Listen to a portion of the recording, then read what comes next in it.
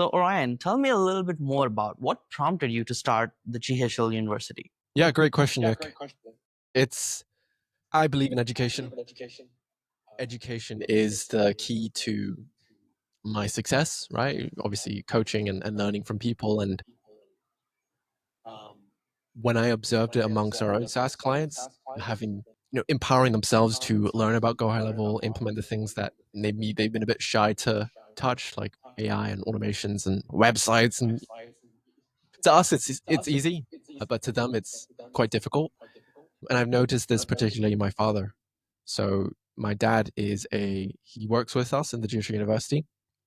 He's the one who designed the logo on the hat. Yeah. So we, at the start of my GoHighLevel marketing journey, like he was very against this. He thought, go work a job, get a 9 to 5, and then a couple of years later, maybe go start something like this. I was very against that. I said, no, Dad, I'm going to start this. I found GoHighLevel. I'm going to learn it. I'm going to try and get clients.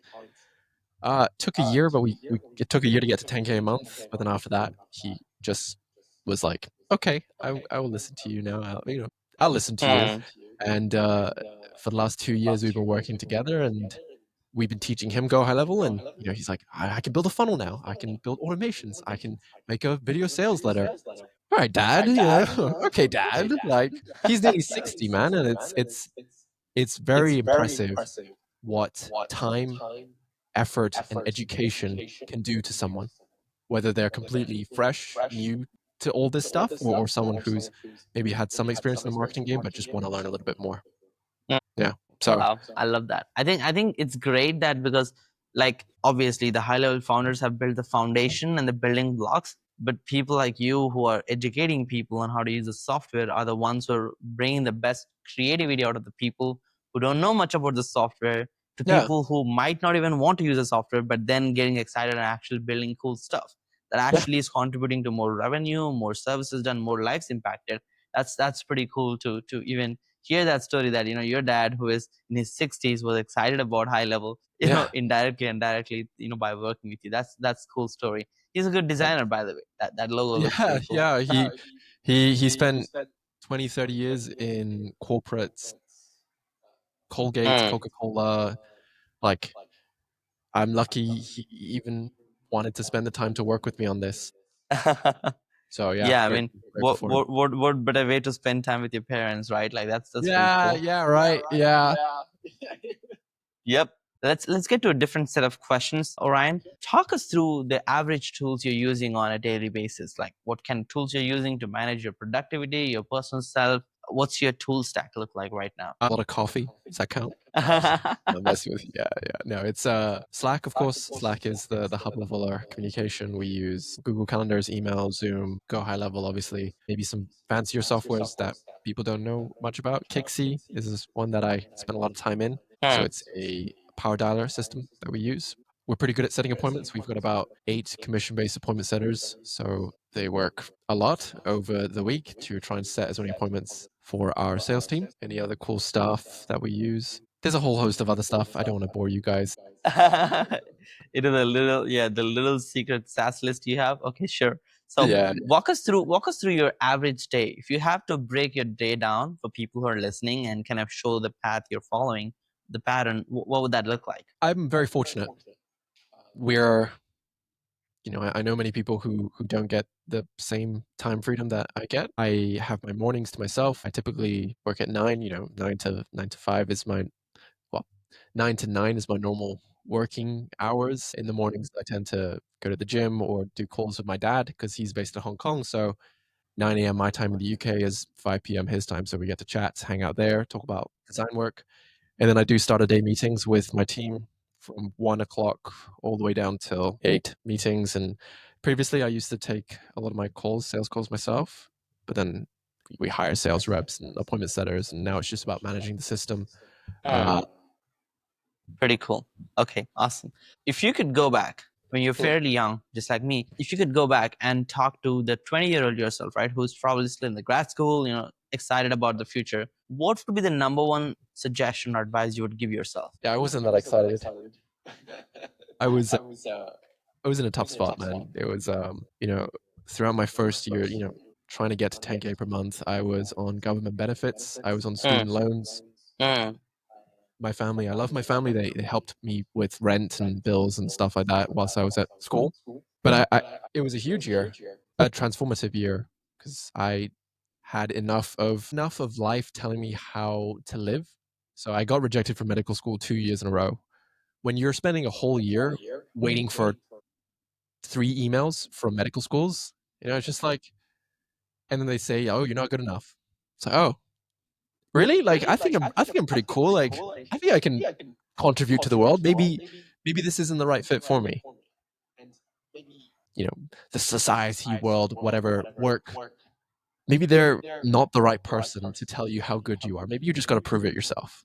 mm. So I did. Like, I picked up the phone, I dialed a bunch of people, I tried to set appointments. It was very painful at the start. I have a whiteboard. I'll show it to you actually. I don't know if guys listening to this, you won't be able to see it, but I'll get the script. Sure. Started up. So I used to be a personal trainer as well, whilst I was between my bachelor's and master's. And I was like, oh, I'm buff. Like, I work out. No one can hurt me. And then I thought, why don't I actually try and learn how to fight? So I started doing Muay Thai and Brazilian Jiu Jitsu. And I wrote this down. Don't know if you can read it. What's it say, Nick? What's it say? If you can get punched in the face, your camera is a little blur because of the recording. Got it. So it says, if you can get punched in the face and get back up, you can do cold outreach and get back up. That's a real one right there. Yeah. That's a good So, one. but it is. It's like, it feels the same. But Yeah. one is actually getting punched in the face, and the other one is, taking a call, and they say no, they don't want to work with you.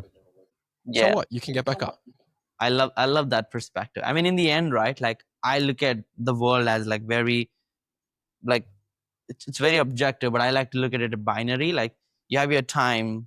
Okay, you're anxious. You could chill by watching Netflix, or you could use the same time, dial 100 people. 70 won't pick up, 30 will pick up, 10 will say F you, 20 will be probably not interested, 3 might say yes. So you wasted 3 hours of your time by watching Netflix, or you at least got 3 people to book appointment for the next day to buy something from you, right? Like, which one is a better use of time, right? Like, that just analysis gave me like courage to say, okay, I don't want to be old and regret how I lived my life for somebody else. I just want to take the biggest risk possible, right? Yeah. That's a wonderful quote, which kind of took me through this tangent. But yeah, that's pretty cool. Yeah, So thank can you walk us through your biggest achievements and any big goals you have? I proposed to my girlfriend of 5 years. That was a big achievement for me personally. Mhm. She was the first one who believed in me. She was when I ran out of money in my first year of trying to make 10K per month, she was the one who helped me buy a course. She's my 50/50 business Mm. partner as well. So Mm. I took a lot of inspiration from Alex Hormozi.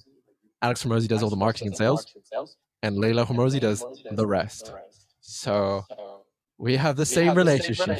I do sales and marketing, she does the rest. And I wouldn't be able to be where I am without her. That's probably my That's my pretty cool. greatest achievements. Makes sense. What's a big goal you have in the next few years for yourselves? We want to build the actual GHO university. So we want to build a school in Kenya. Mm. That sounds really cool. Like a Yeah. real physical school. That sounds Yeah. exciting. Yeah. Yeah. So More power to you. thank you. My fiance, she is ethnically Indian, but she's got family in Kenya. So we're getting married in Kenya in September, and she's got connections and family there that already have charities, and by 2026, maybe this time next year, we'll have an actual GHOU. That's pretty cool. Congratulations on getting married this year. That's Yeah, so cool. thank you. Yeah. Congratulations and starting a new life. That's pretty cool. If you have to go back and be like, Nick, this is one mistake I've made. Don't make this. Right? Like, if you have to share that one big mistake, what would that be? I think it is commitment and Hmm. focus. I spread myself too thin at times, trying to do a lot of things. As entrepreneurs, we get very shiny object syndrome, right? So you want to try this new software, or you want to learn to go high level, or you want to buy this course or this coach or this mentor, or you want to do SaaS, or you want to do done for you, or you want to do coaching. Like, There's all these options, and there's all these people you should listen to. There's all these opportunities, right, that they sell you on so that you buy their course. I think when I started focusing and thinking for myself and having my own opinion,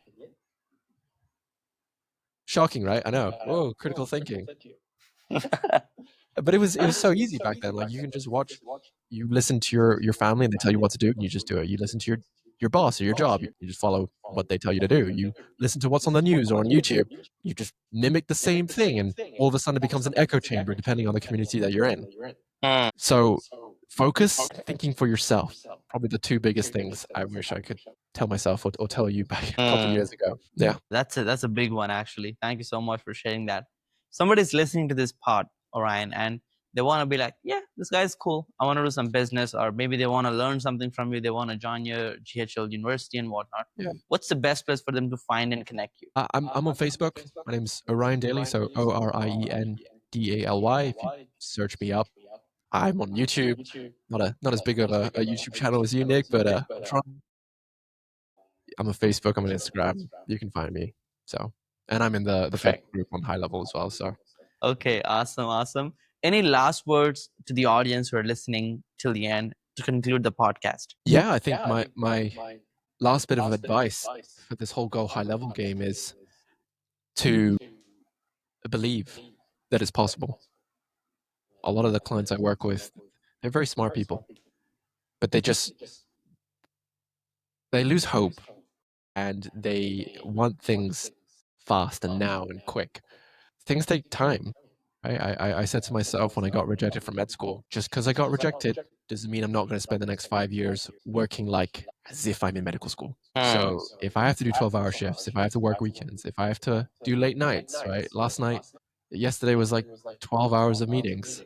Great. Whoa, I love that. I will do it because that's what it takes. You sound so much like Hermosi. That's pretty cool. He had a big influence on you. Sounds like that's pretty cool. I think as long as it's a positive influence, that's a good influence in my opinion. So yeah, I love that. Thank you so much, Orion, for jumping Yeah. on and sharing us your wisdom from building a SaaS and the GHL University. Thank And you. appreciate you giving some great advice. So guys, hopefully you enjoyed the podcast for today. And now you have the little playbook on how you could actually do marketing with no ad spend, which is literally cold call. He gave you the script and you know how to convert them into high paying clients already. We kind of talked about that and different offers you could promote and retain them by creating education and coaching aspect to your software. You're not just positioning the software as a software because there's 100,000 people selling the same thing. So you make sure to, add your own flavor to it and, show it differently and position it differently when you're selling it. And with that being said, consider subscribing to the Nikhil Sai Show and share this with any of the friends you know who might be in the high level community. And I'll be back with another amazing guest, just like Orion today. Thanks, Thank you so Orion, much. once again. Appreciate you, man. Thank you so much for listening. Thanks, guys. Peace. Bye bye. Bye.